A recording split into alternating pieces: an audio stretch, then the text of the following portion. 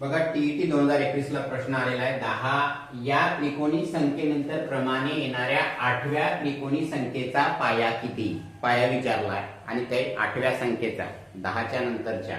पण सर्वप्रथम लक्षात घ्या त्रिकोणी संख्या म्हणजे काय.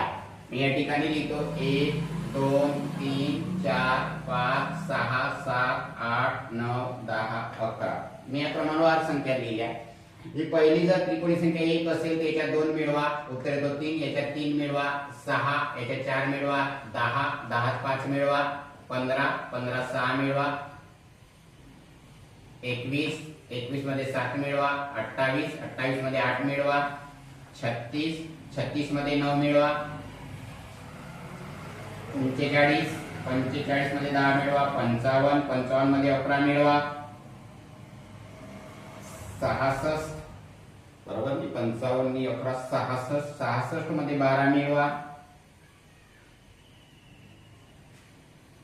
76 78.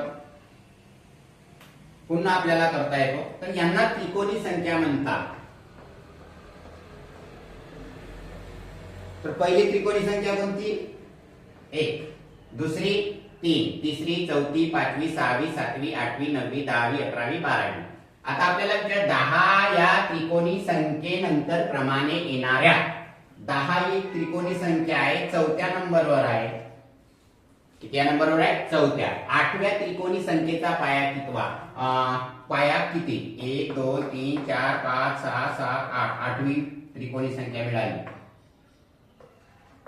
किती मिळाली 78. किती मिळाली 78.